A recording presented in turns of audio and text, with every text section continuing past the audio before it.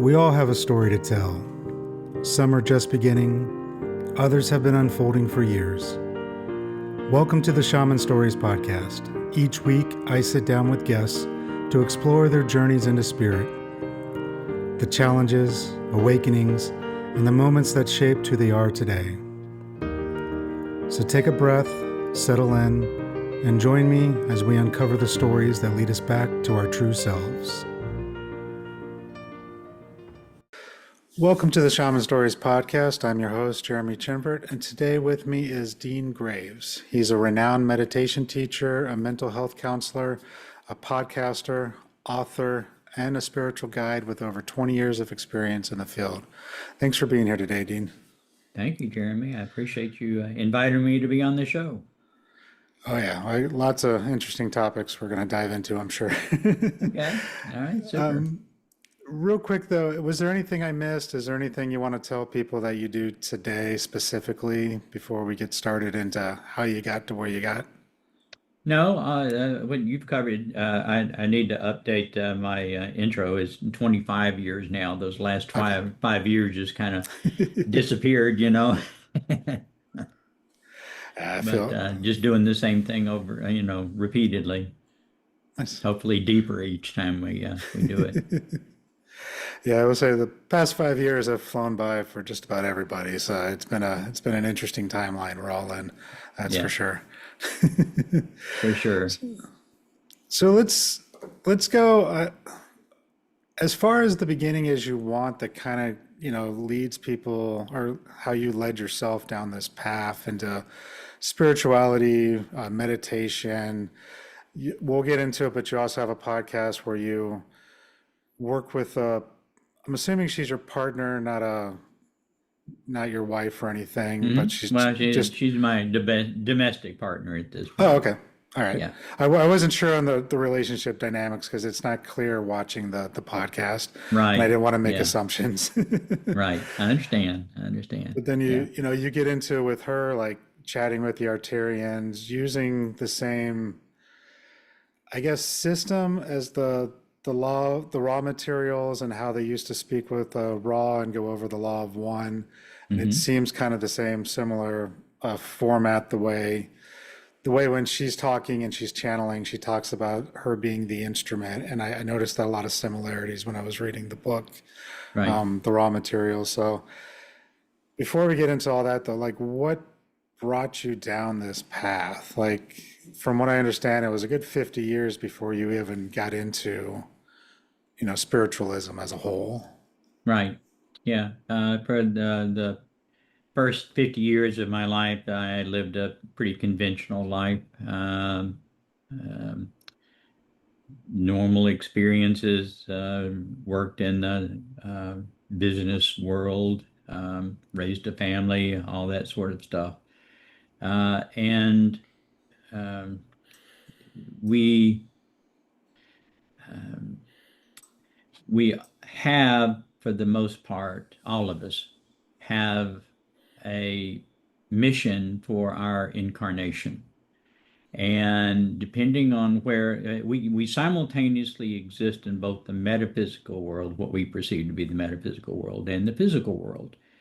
And if you understand that the aspect of ourselves that is actually on the enlightenment path, in the evolutionary process, is our metaphysical self. It's enduring self. It doesn't die. It does have a defined beginning. The end is reunification with the Creator, with a lot of steps in between. But we exist within a range of consciousness that is identified as third density.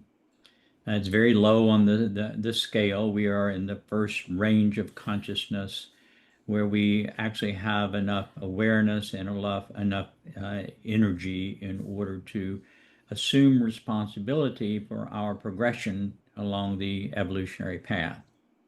The two layers before us are nondescript. In other words, what we learn through our incarnations is not specifically preserved in an individual soul, as we would refer to it. but they're necessary in order to provide the foundation for our experiences in third density. And so, as we enter into third density, we almost always have a mission, which is always to fulfill some aspects of the curriculum that we are tasked with learning with this range of consciousness. And so, my mission was to um, um, hook up with my um, spouse and to awaken and to essentially become a messenger for truthful information about our participation in creation. And so that all was pre-planned, all was arranged, before I incarnated, and that the magic happened about my 50th year, which was when it was supposed to happen. And since that time, it has been a training process for me to become an ever, hopefully, improving messenger of the law of one and the things that we need to learn in order to evolve as a population. Yes. And do you ever think, because that's my understanding, is we all come down here to learn something, to complete something, but then with our free will, we can choose whether or not we want to continue doing that, whether or not we realize we're making that choice or not. And then, do you think that is true, that it causes us to, when we come back the next time, to kind of repeat those missions? Or is it they And might just change, or? depends. It depends on where our metaphysical self is in its evolutionary process. We um, the the the the lessons are the same for all consciousness that experiences our range of consciousness, regardless of whether you were on Earth or whether you were in one of the other multitudes of planetary experiences throughout creation. The basic material to be learned is the same. And as part of our evolution and the development of creation, um, at a significantly higher range of consciousness than we experience, uh, five inherent characteristics of the creator become delineated. And those characteristics, very simply, are awareness, what we would understand to be awareness, love, wisdom, unity, and stillness. And those are hierarchical only from the standpoint of you have to build the foundation before you build the walls before you build the roof, and so forth. And so our um, inherent characteristic that we are tasked with becoming in this range of consciousness is awareness.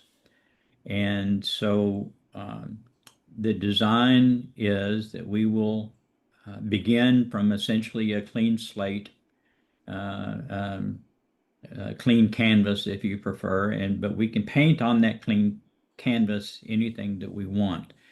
And the painting of that is actually our exploration of ourselves, our perceived exploration of self. And we can do that in any form or fashion that we like, as long as it falls within the parameters that have been designed for our experience. So there, if you think of Earth as a video game, and we as a character in that video game can do anything that we've been programmed to do, as long as it falls within the parameters of that video game. Okay. There is no good, there is no bad, there is no success, there is no failure. The inevitability of our progression through this range of consciousness is ensured. It's only a matter of how long it takes us to learn the curriculum. We get as many opportunities as we need to. And if you understand that our participation in creation at this range of consciousness is very much like participating in a sports team. And we practice all week long. We watch game films, we get coaching, all the things that sports teams do.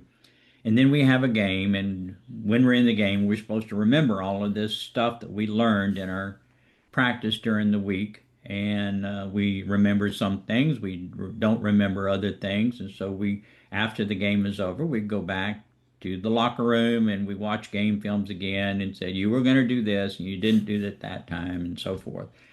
And so, what you and I are experiencing right now is we're in the game Hmm. and we're trying to remember what it is that we were supposed to do, that we were coached on and trained on. And part of the difficulty is we have to forget all of that and we have to rely upon feeling in order to recall the task that we set for ourselves with this incarnation.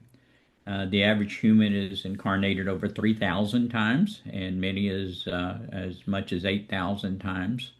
There's no judgment as to how long it takes. It's the depth of the understanding of the curriculum that is provided for this range of consciousness is the objective. And so, if it takes us a long time, that's great. If it's done quickly, that's great too. And so that mission that all of us have is unique to us, depending on what we have learned through our previous incarnations and how we had advanced along that evolutionary track that we are all on, but in the metaphysical world. And then I wanted to kind of follow back on what you said earlier, where we come to Earth or we might come to other planets. A lot of people I've talked to or seen online, different podcasts, things like that, is they all mention how Earth is the only quote unquote training ground and that everybody comes to Earth to learn different things. When you talk to like the Altarians, the Council of Nine, and you mentioned other planets, are there other planets where we're also into that third density and learning and growing as well? Or is Yeah. Earth really the only quote unquote training ground? No, oh no. In our galaxy, which outside of our galaxy, that's considered to be a universe. And within our galaxy, there are roughly 67 million planets that Hmm. are fifth density and below, in which we're in third density. And of that 67 million, roughly 27% are of the same range of consciousness that we are. And Okay. so, just within our galaxy, there are millions of planets that share the same range of consciousness that we do. Every galaxy, again, is a universe, and the creation is designed to explore all these five inherent characteristics. But in order to do that, there are 26 um, distortions of those five inherent characteristics that are mixed and matched, each of which is an archetype of the creator that is mixed and matched in order to um, diversify the experiences of the creator and explore consciousness ever more deeply. Our particular universe is a nine-star system, which means there are nine archetypes that every expansion it will incorporate or exclude some number of these nine-star expansions. Our particular experience includes all nine stars. The Arcturians include all nine stars. The Pleiadians include all nine stars. And those are the five inherent characteristics, free will, and then three distortions in order to provide us with the types of experiences that we need to successfully explore. Okay. Yeah, that I feel that makes a lot more sense too, because it never made sense to me that this is the only place in the entire expansive universe where Oh, no, no, no. we're coming here to learn and be in a meat suit and live in this third density. It never sat right with me where it's like we can't be the only place in this massive, again, universe expansion where there's not other types of humanoid or even other races of beings where they're going through the same thing we are, working towards some sort of spiritual evolution or physical evolution and bringing in a better consciousness. It just never sat right with Yeah, me. no, that's just humanity's ego. Yep. Yeah, yeah. And you said too, so when we come here, we're on a mission, we're working, and it can be done quickly. It could take a lot of time. You mentioned like 3,000, 8,000 lifetimes, or it can be done super fast. What do you think happens after we complete our individual mission?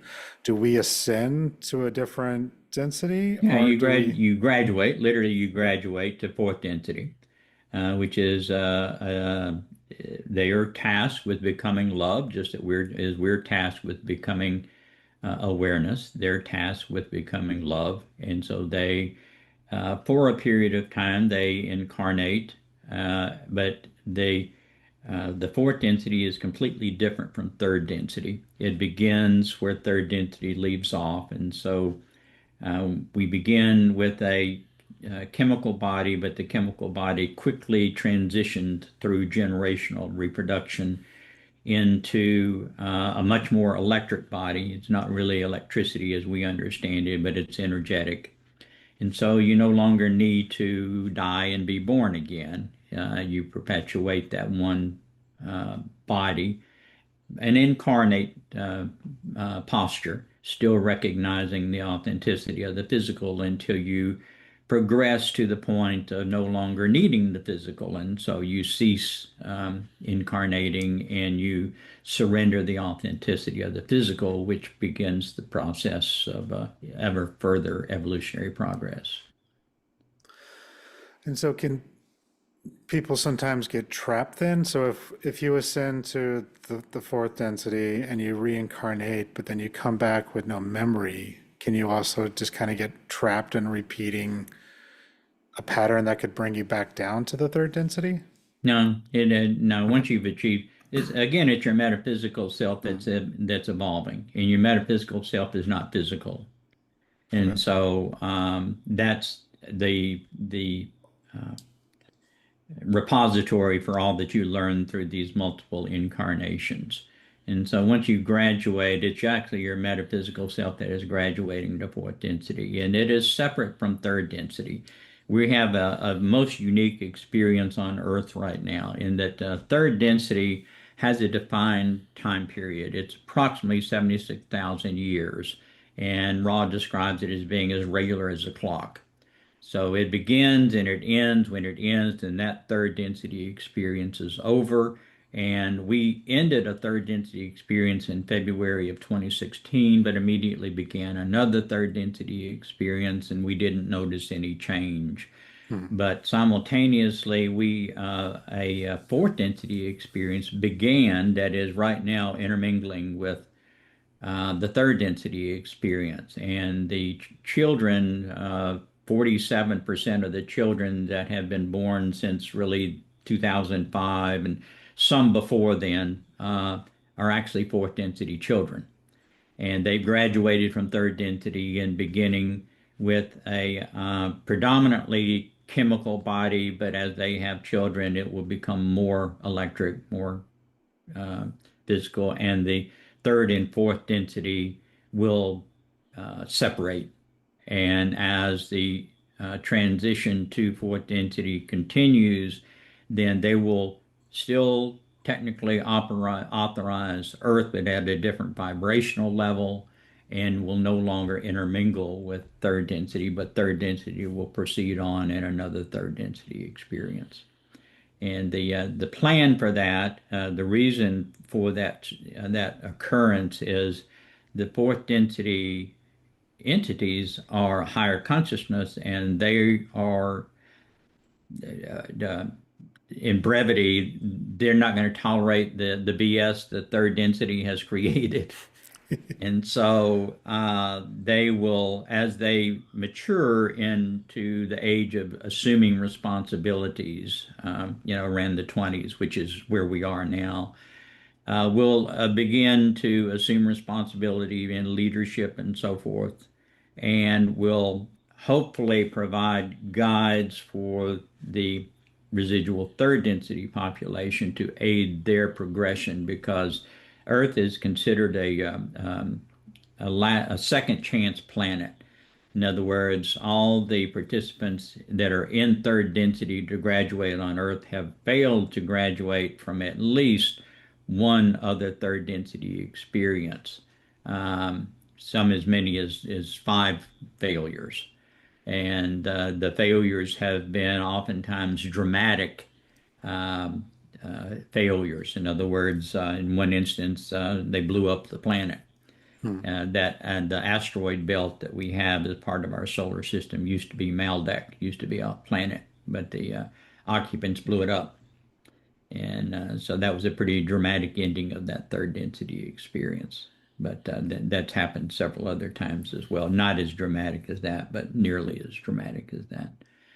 And so the populace that occupies Earth as a third density population has a very sordid history of getting to this point that has been much more dramatic than what would normally be experienced in most of the other third density experiences throughout creation.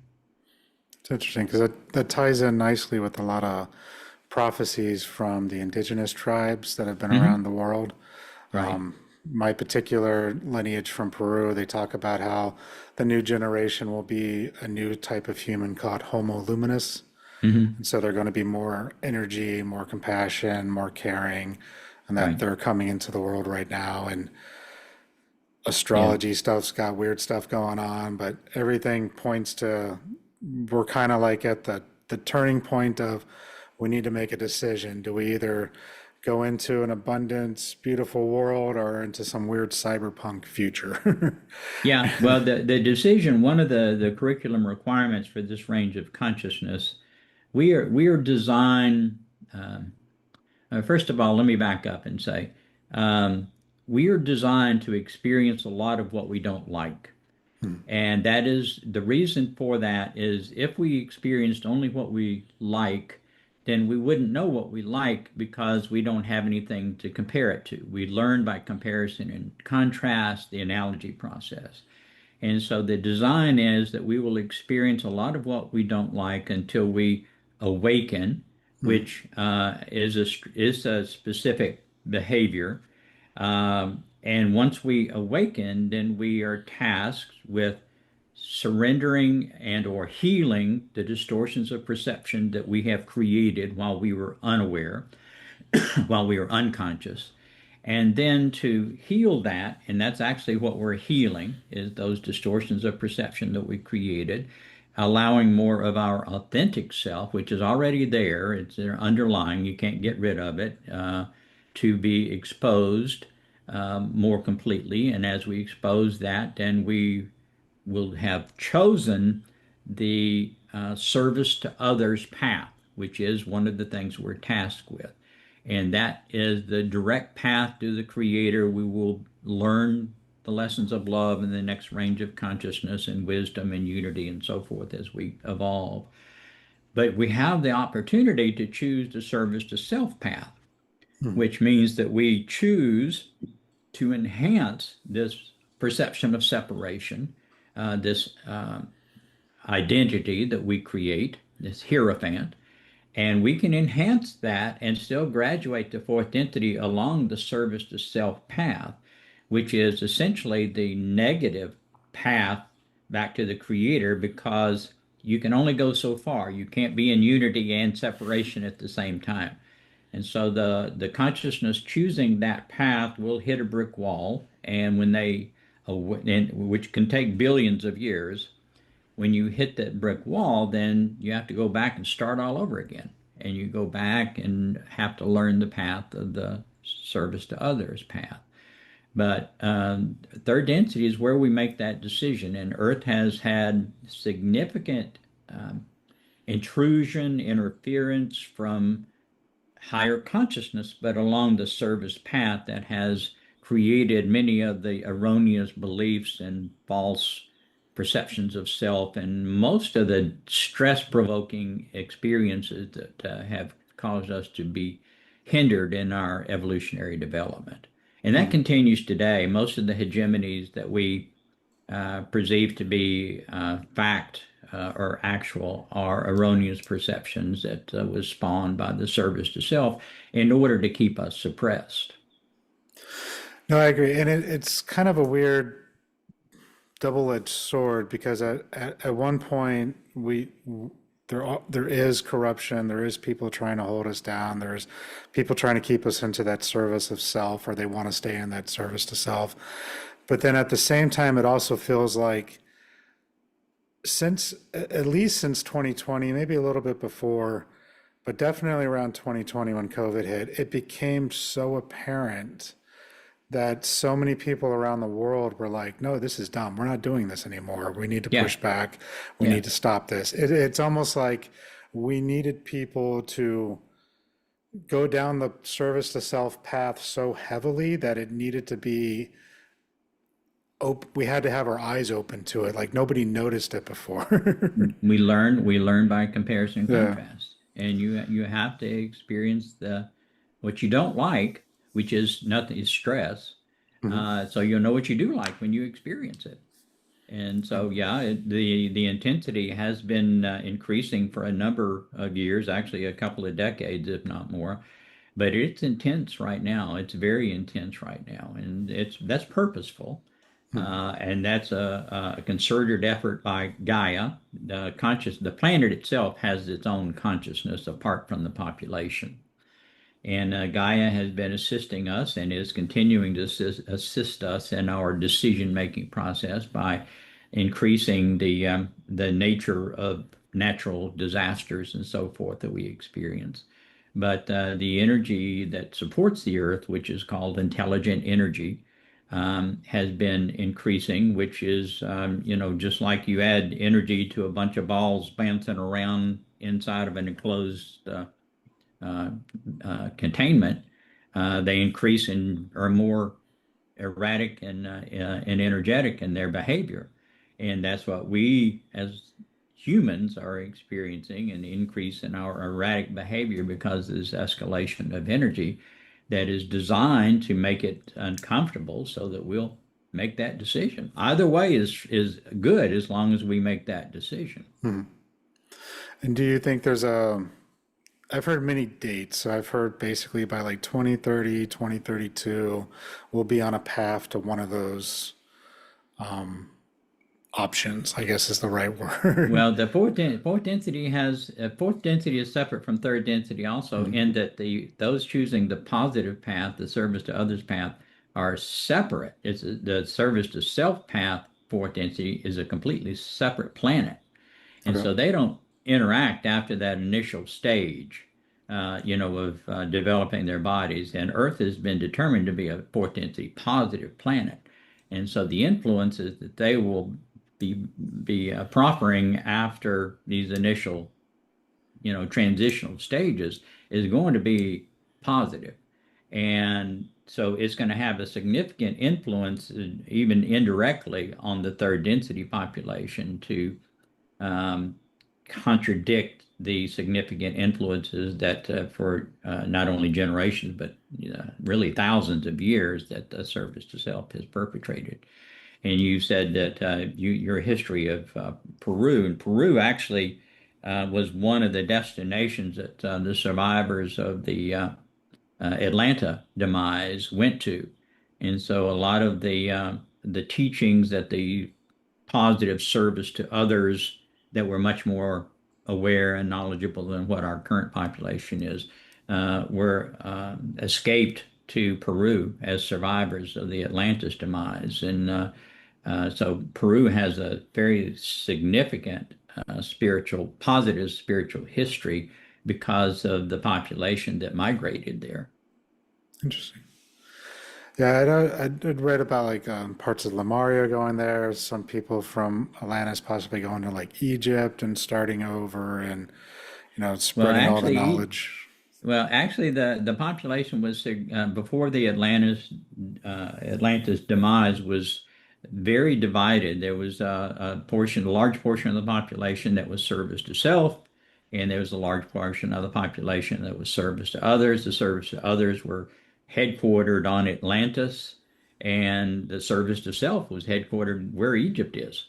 And Egypt was the source or the spot that was supposed to be the Garden of Eden. But the Garden of Eden is a misnomer because that is where our DNA was actually manipulated by the Arcturians and Metatron folks to keep us suppressed. And in their language, Eden was the name of the military base that they used where they occupied to manipulate our DNA. And so Eden was not a garden. It was just, it limited or reduced our awareness capabilities. So then why would the Arcturians be trying to help us now? Is that just because The they've Arcturians evolved? well, the Arcturians they've been in the nine star system expands, or any galaxy expands by expanding outward. The center of the galaxy are the most experienced. They still have all the ranges of consciousness within the systems that are near the center of the galaxy, but they are much more experienced, and so they offer significant greater wisdom. And the Arcturians are much closer to the center, as are the Pleiadians, closer in the Lyrians, closer to the center of the galaxy. We're on the periphery of the galaxy, so relatively speaking, we're the new kids on the block. And so that their honor and duty is to guide our higher consciousness in, making our evolution more effective. Okay, well, that makes sense. And just going back to the separation for the fourth density and the third density, do you have any idea how that's going to look when that happens? Because, I mean, if you look at like Bible prophecies, all of a sudden a certain number of people are just going to ascend to the heaven and disappear.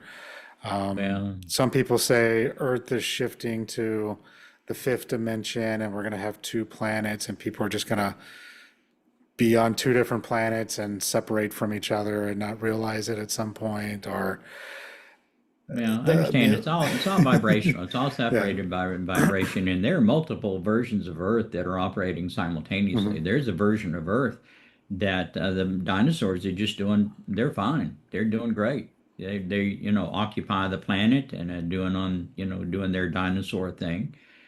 We can't interact with that because we've evolved according to a different vibrational range. And but yeah, there are multiple versions of Earth that already exist and are operating simultaneously.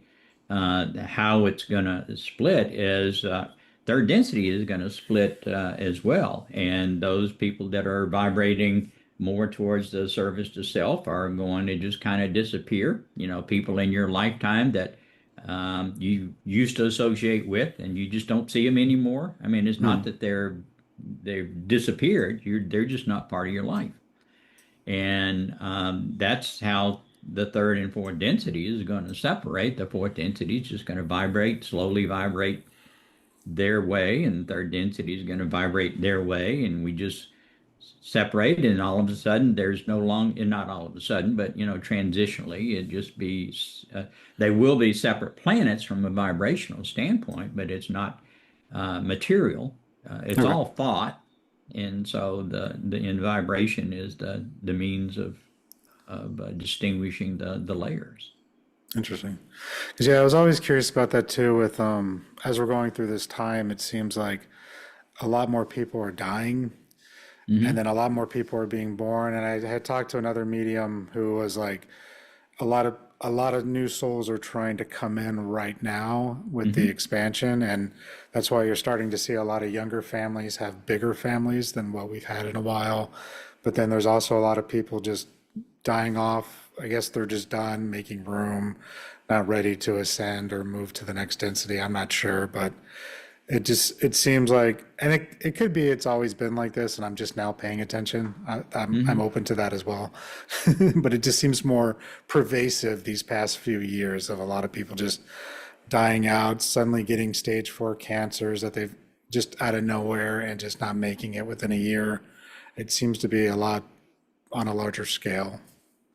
Well, the general population is decreasing. Fourth density is usually a much smaller population than the Hmm. third density.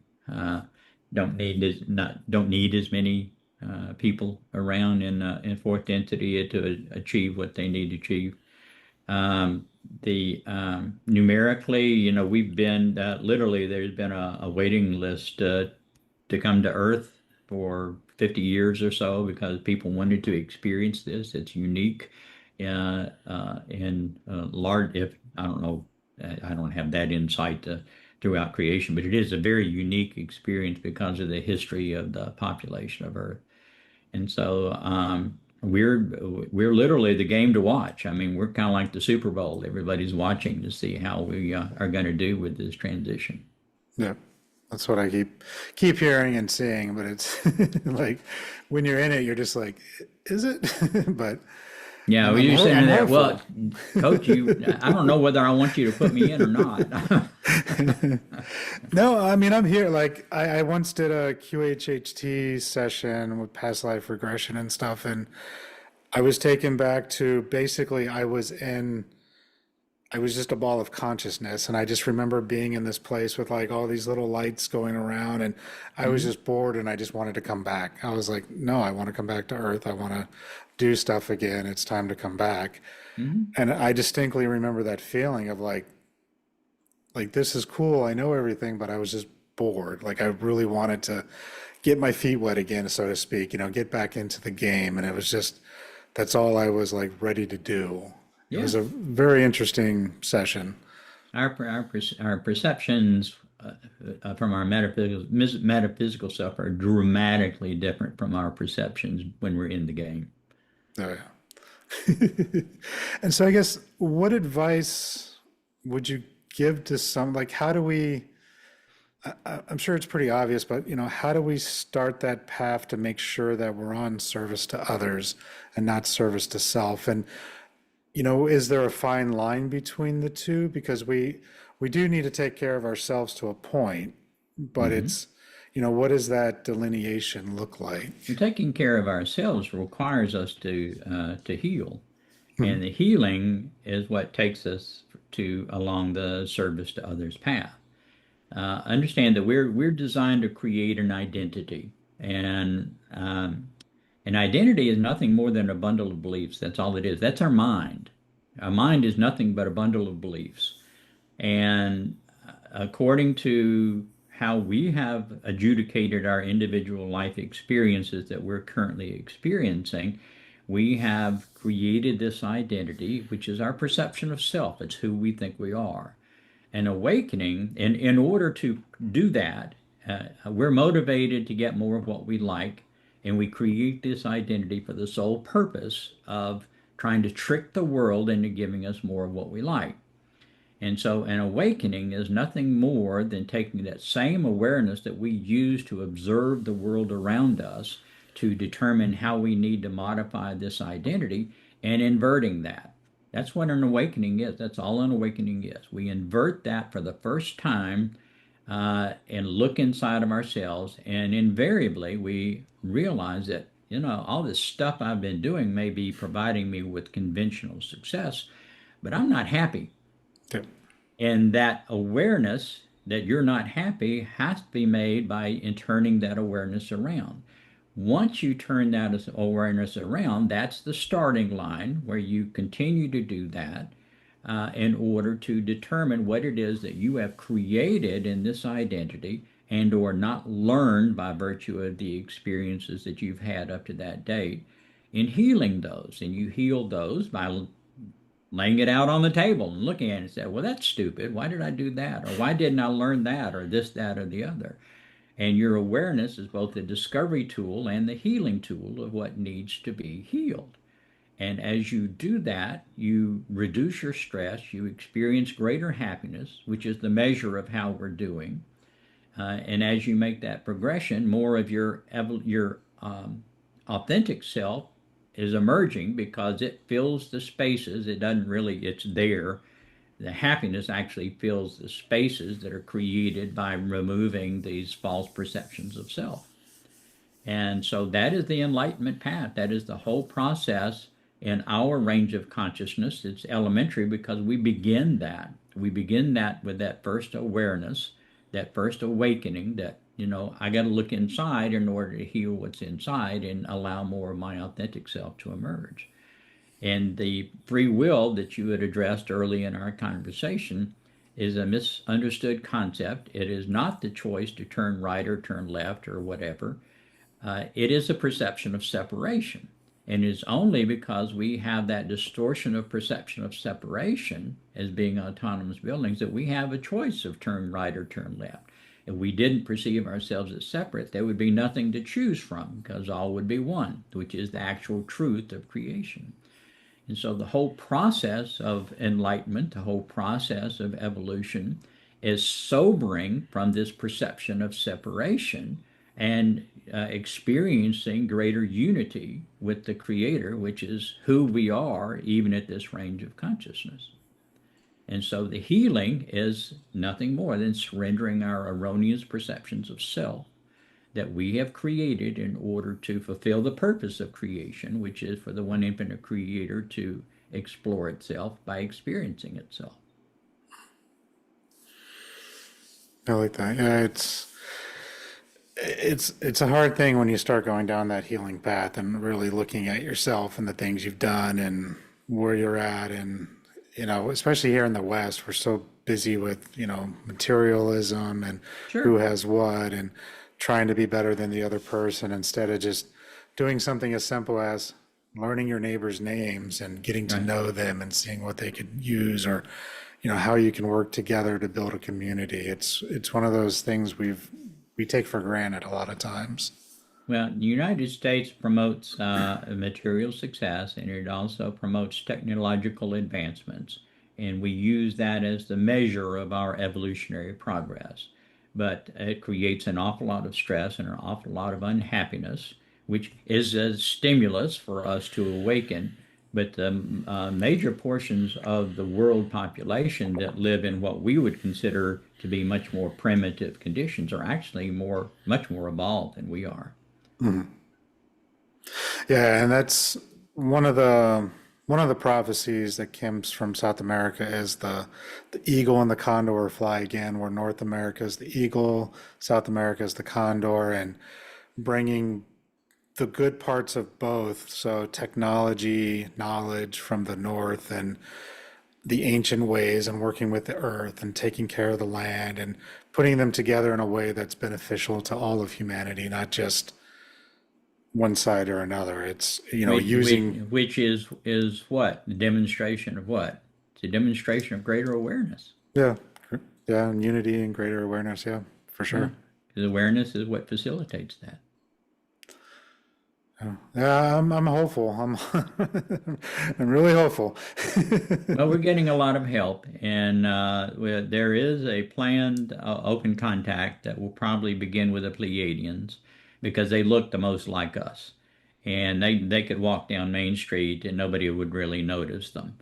But they are not going to interfere in our activities. So while we are under the current leadership, which is severely service to self-oriented and promoting bellicosity. And so they may delay their planned appearance, open contact appearance, until after we resolve our bellicosity ambitions and more of the fourth density children come into greater prominence.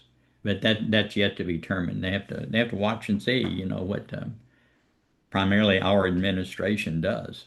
Yeah, and part of me wonders too if maybe, and I'm not trying to get political or just I don't like any of them, but I often wonder too if maybe that is his mission, or those people in the administration's mission is to cause so much chaos and disruption that we get to that tipping point of, enough, we are done. And maybe, who knows, maybe in 50, 60 years we're going to look back and be like, oh yeah, thanks. Yeah. We're not saying it today, but back then we'd be like, oh, good job. Yeah. It's difficult for us to, with our limited perspective, it's difficult for us to understand that the objective of the Creator is to explore itself completely. And our perspective, especially if we're choosing the service to others path, is really only one fourth of the equation. If you were to graph what we perceive as a rule progression, it's going to be positive, positive. Is the Mm. top right section, we move up so far and we're closer to the creator and all of that. But there are actually four full quadrants. And so there's a positive, positive, there's a negative, negative, there's a positive, negative, and a negative, positive. And those are different degrees of perception of that service to self and service to others. And to compound the situation and the understanding even more so, it is three dimensional. And so the layers of consciousness are scaled in layers of seven. So there's seven within seven within seven with seven ad infinitum. So you can explore these inherent characteristics of the Creator as deeply and completely far beyond our comprehension at this simple range of consciousness that we experience. And so it's a complete exploration of the Creator. And if you think of creation as a balloon that is ever potentially expanding, but all still contained within the balloon, which is the Creator, then that kind of gives you a better grasp of why things are happening that we perceive to be so horrendous, only because of our limited perspective of being in that or following that Mm. positive, positive quadrant. Yeah, it's hard. It's like you mentioned too, like when you're in the game, it's hard to see. It's hard to see what's going on in the stands. It's hard to see what's going on the bigger global scale Right, because you're stuck in that narrow mindset of, I have to focus on this. I have to catch the ball. I have to do that. I have to do this right, versus exactly. And what my what face is color. in the mud right Yeah. now. I can't stand. I'm not worried about what color shirt the hot dog vendor's wearing. I'm worried about, Exactly. this. Exactly. And so, yeah, it's always a tough one. It's like, maybe like I said, maybe their mission, and it's not just here in the States, it's other countries too with politicians, and it's just total chaos on a lot of areas. And it's maybe that's just what we need at this moment. And hopefully, Well, enough I of us understand what turn causes around. what causes the chaos are the millions and millions, if not billions, of people that have not made that decision, and so Mm. they're vacillating from one decision choice to the others, and so there's lack of consistency, and we that is the condition that we are in until we make that choice. It is chaos because we're vacillating back and forth. And so we have overwhelmingly major portions of the population are still in that chaotic stage and have not awakened, that are still struggling with their daily lives. But if they don't make the decision, what you said earlier was they continue on in a third density, and the Sure. rest of us who have made that decision, we continue on in the fourth. Right. And maybe their paths will cross with us in another lifetime, maybe not. But yeah, it's still mind trip. I mean, I understand multiple dimensions and all that good stuff, but it's still mind trippy to think that at some point we're just gonna separate, Yeah. and you know, all of a sudden there'll be less of us because it's like, well, how does that show up for us? Does that show up where we have another world war where a bunch of people get killed and that's how they continue on to the third density? Can. Yeah. Yeah, it's possible. I mean, we make that determination.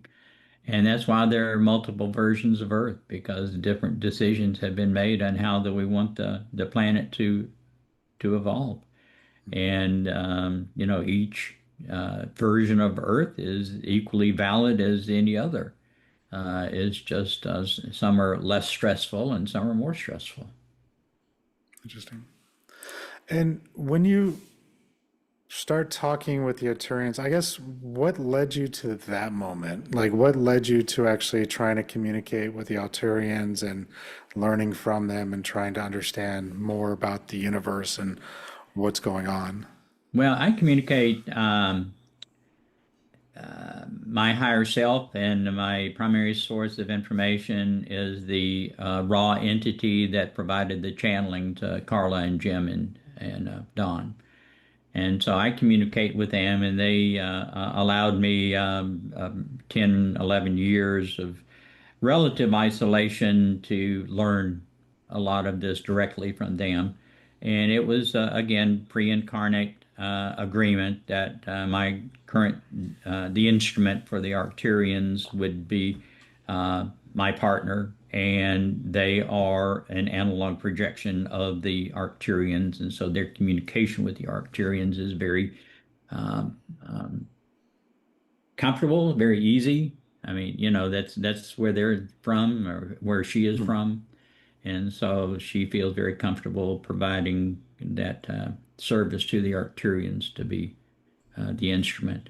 I'm not a vocal channel, but I communicate, freely with my higher self. Again, the same entity that communicated with Carla and Jim and Don.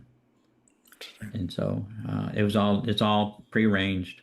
I'm just following the yellow brick road, and I'm trying to watch out for the flying monkeys and the opium fields. So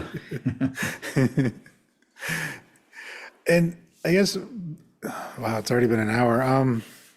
Before we wrap up, like, is there any, like, I guess, message that they have for us? Anything that we should? I understand we need to keep continuing towards the service for others and get out of the service for self, but is there anything we should be mindful of coming up, or anything we should be trying to do better at, or just in general, is there any advice that maybe they have for us as a whole? the process of healing is exactly the same for everybody, and more efficiently learning to invert that awareness and become aware of what it is that you've created and or not learned through your life experiences. We are magnetic. We attract the types of experiences that we need at that moment in order to provide us with the lessons that we need to learn in order to evolve. And so that is exactly what a meditation does. It inwardly directs that awareness, and it is the most viable tool that we have in order to affect the healing that we all want to experience and transform our experience from stressful to greater happiness. And so learn to meditate and do it daily and do it as deeply and completely as you can, and be open to what needs to be healed. Nice. And would you recommend a certain type of meditation over another, or does it just individually There's choice? there's not a different type of meditation. There are different transition tools Hmm. that are available, and use whatever transition tool works for you.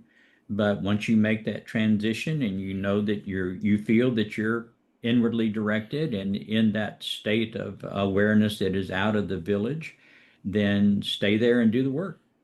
Nice. But that's the same for everybody. There's nobody that has a superior capability than anybody else. But the transition tool, experiment with several. Most people, most students that I've worked with, they like to follow a guided meditation, which is fine, and some of them like the permission slips of gongs or candles or whatever. That's fine. Use that until it becomes a distraction, and then stop using that. It's not necessary to sit in the lotus position. That hasn't been comfortable for me since I was about 6, and so and so Me just neither. sit in a straight back chair, and napping. Don't lay down. Napping is different from meditating. And just sit in a dining room chair or kitchen chair, that something that has a rigid back, and practice. And you just go deeper and deeper as you learn more about yourself and more what you're doing. Nice. Appreciate that. And I know we talked a lot about the Arcturians and everything else, but I wanted to at least touch upon some of the work you're doing today, if you still got some time. Sure. Yeah. On your website, it mentions emotion processing for trauma and PTSD. I'm a Hmm. big advocate for helping those with that. So I was kind of curious how that process works. Okay. Well, understand, we have experiences. We perceive an experience that lasts some period of time, say 30 minutes. Hmm. But within that perceived experience are dozens of thoughts. Each and every thought is a complete experience because we are obligated to adjudicate that thought before we can go into the next thought with the feeling that either this thought feels good or it doesn't feel good. If it feels good, then it reinforces some aspect of the identity that we've created, and we like it. We want more of that. If it doesn't feel good, then it challenges the authenticity of that identity that we've created. That's why two soldiers can be in the same foxhole and experience the same firefight. They both not slept for 2 days and haven't eaten properly. And so one of them walks away with the trauma, the other one walks away is just fine. It's because their condition of being is separate. But when we have a trauma, one or more of the thoughts in that perceived experience are so challenging to the authenticity of our identity that we can't make that decision. We can't decide whether it is feels good or doesn't feel good, and it's because our awareness literally for that thought has left our body and we've entered into a condition of shock for that moment, and we've created a gap in our flow of experience. And so we perceive that entire experience to be traumatic. In order to heal that, it's necessary again to focus that awareness on that moment that you were unable to make that decision. And when you focus your awareness on that moment, you are in certainly a different condition of being and in a different environment that is hopefully much less intense than it was when you were going through that experience the first time, and you make that decision. It doesn't matter whether you like it or don't like it. That's inconsequential, but you got to make that decision, which closes that gap in your flow of experience. And in a perceived experience, I've never had anyone have more than 5 thoughts, 5 moments within that perceived experience. And that was only one person. Usually it's only one or two thoughts. And when you focus on their awareness with a couple of exercises that I've learned over the years, you're simply focusing that awareness. They make that decision. When they do, then the trauma of that whole perceived experience goes away. It heals. And when I start working with a patient, the first thing I do is try to clear their awarenesses by using these methods of focusing their awareness on those moments within the perceived experience. When you do that, it greatly accelerates their healing capabilities because they don't have that gap in their flow of experience. Interesting. Yeah, that's a little bit similar to how I work on the shamanic side with removing, like, well, we call them imprints within the energetic field, but a lot of that is very similar. That's very interesting. So Yeah. I definitely wanted to touch on that one. Sure. Well, awareness is our discovery tool and our healing tool that we have available to us in this range of consciousness. All whatever medications that medical science has come up with to assist with mental illnesses, all they do is lower our awareness so that we find a plateau that we can begin to heal from. But it's still incumbent upon the patient to find that, realize that plateau, and begin to use that awareness to heal the distortions of perception that they've created. Unfortunately, medical science doesn't understand that, and we want to perpetually keep you on those medications. But all the methods of healing that therapists have come up with, all they do is focus awareness. They rely on awareness in order to affect the changes in the individuals that they're working with. And then I also wanted to just touch up, just to let people know about the books you have. So you got a couple of ones. Is there one that is a good starting point for people to try to understand a little bit deeper of everything you've been talking about? Well, my compendium book so far is The Enigma of Consciousness, which is available on Amazon. All of them are available on Amazon or bookstores. They're cheaper on Amazon, so I recommend it. It doesn't make any difference to me, so you might as well save some money by getting it on Amazon. And that is the compendium book, and it'll explain the beginning of creation, the nature of our experience, and how we create this identity, and gives you a significant history into how the population of Earth got to where it is today with our experience on other planets. It is an expansion on the raw material.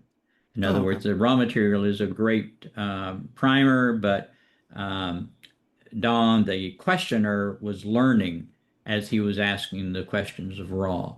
And so it appears very haphazard because, he would learn something, they'd go on another topic, and then it would click later and he'd go back to a topic. And so, it kind of jumped around.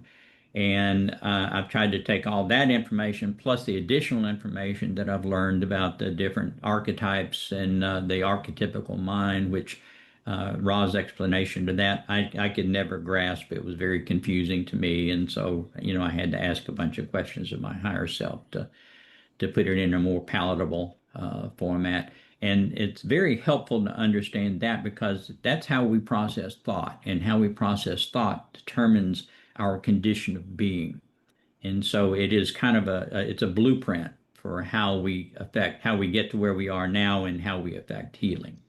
And all of that is elaborated in the book. I have a specific book. I actually, if you're brand new to spirituality, then Enlightenment, Plain and Simple is the most elementary book that I have. You can start there without being too offended, too challenging to prevailing hegemonies. The identity model is, I wrote that actually for mental health professionals, but it's not technical at all. And that is, it talks about the identity and how we create this identity, how it affects our experiences. And I give you the tools that I use actually in my mental health practice to help people heal in the back of the book. And you can do most of them, you can do yourself, or there is one that's more intensive that you need to do with another person. But if you've got a spouse or even a friend, and you could, work with each other on it, don't need to have any technical training. And the third in the series is Edifying Children of a Lesser God, which is a little bit more intense if you're want to do it incrementally instead of going whole hog to the enigma of consciousness. And the Edifying Children of a Lesser God is intended to help people change their perspective of their religious perspectives to a God and so forth. Nice. And so that's usually more attractive to someone that is practicing agnosticism or even atheism. Just give a different perspective on their Nice. relationship. I like that. Yeah, because we talked about it before we started recording, but I just recently got the raw materials and been Mhm. working through the first book. And yeah, sometimes it's a little rough where it's like, no, keep asking these questions about this because he just answered something interesting. Let's dig into it. And it's like, and then it's a whole different topic. Right, And you're also only getting like parts of it because at the time, the person can only channel for so long. right. And so it cuts off. And sometimes it's only like one or two paragraphs and then they're done. The session's over. And I'm Yeah. like, "Ugh." And then you got to start over again No, with, no, no, wait. and then they don't go back to the questions and they're like, "Ah." Right. And I guess that's my other last question is, are people still able to channel or talk with Raw specifically? Because you're talking with the Arcturians, but is anyone actually talking with Raw still? Well, I talk with Rob, but I'm not a vocal channel. Okay. In other words, when I sit down and I meditate, I just make the connection and we're talking. But the uniqueness of the raw material, as Carla was actually her metaphysical self is part of Haton, which is a sixth density, which is a raw social memory complex, a fifth density level. Uh, Don was a sixth density wanderer from Raw. Jim is a sixth density wanderer from Law, which is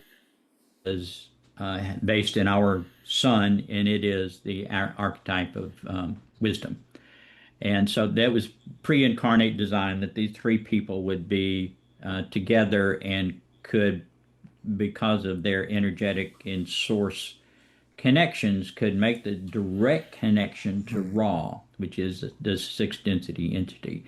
When we channel the Arcturians or the Pleiadians are channeled or the Lyrians or whoever, what we are actually doing is my partner is connecting with a fifth density entity representing the nine star system, and they do that even though it may be sixth density information. The fifth density vibration is closer to our vibration and is not as strenuous for them to make that connection. But the raw material was actually a direct connection with the sixth density entity itself. And so that's why it's very stilted. There's not a lot of, if any emotion. If you read it multiple times, you kind of, you see there were different aspects of Raw that were providing the information. And I explain that to people. It's kind of like, all the Raw aspects are living in the same firehouse, and somebody goes down, one of the members goes down to the kitchen to get a sandwich at midnight, and they get a call, and so they answer the phone, and that's who you're talking to, and it may be different from who you were talking to earlier, but it's still sixth density, raw material. And do you think when we get to, or those who move on to the fourth density, I'm hoping a lot of us, but would we be able to talk more directly with the sixth density? Yeah, Or would probably there, most of the interaction when we get over this period of transitioning the body into a more electric state, then we much more interaction with higher consciousness, and most of the interaction is going to be fifth density because fifth density again is closer in vibrational range, but sixth density and even seventh density will be available to us as we are needed. The Council of Nine that you had referenced earlier in our conversation is a sixth density entity representative of each of the nine archetypes that comprises the nine star system that we're part of. And so it is actually an opportunity to intensify your learning and it propel your advancement along the enlightenment path much more quickly. cool. Yeah, I could keep going, but there's a lot. Well, we can do another interview in the future if you'd like. I'm always happy to explain and discuss what I've learned. I'd appreciate that. Yeah, it's always that challenging when you're trying to do. I mean, too, because you have multiple shows. It's like, how much information do you put in? You got to let people digest it, Right. because we went over a lot, and for some people it's going to be very heavy. For some people it might be very light, but ultimately it was a lot of. It was good information. I enjoyed it a lot. It's Good. just Okay. I need to process some of it too. Sure, I understand. All right. If we had all the questions on the tip of our tongue, we probably would have already known the information before we started talking about it. Exactly. Yeah. So why don't you let people know where they can find you? I'll put all your links in the show notes as well. But if they're interested in working with you or checking out these podcasts we mentioned, or your books are on Amazon, but Yeah. Well, I have a website. The initial Dean Dean Graves Grav as in Victor Es, all one word, no spaces or anything. Dot info. And all my contact information is there, information on the books, information on the podcast, links to, how they can set up a session with me to do some mental health processing work. All the information is there. perfect. I really do appreciate your time, man. This was fun and very educational. There's a lot going Okay. on, and I do hope everyone takes what you say seriously, and that, I mean, we need to be taking care of others. We need to be service to others. Yes, we need to take care of ourselves, but we need to look at the broader community. I always tell people to start small, start with yourself, work on that healing journey, work on your family, work with your neighbors, build your community. And if we do all that, it'll all start branching out and just Yeah. be nice ripple effects through the world.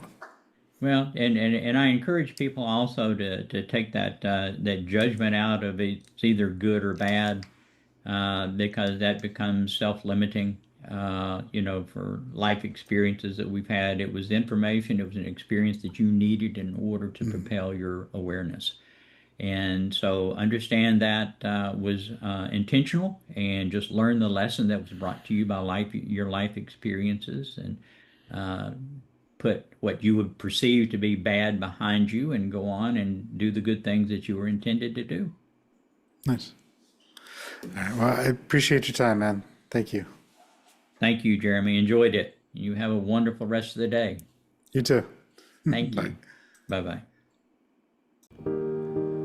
Thank you for tuning in. Be sure to like, share, and subscribe. And if something our guests shared resonated with you, connect out to them. That's what these stories are here for. And if you're looking for deeper healing or support, you can always find me at pnwshamanichealing.com. See you in the next episode.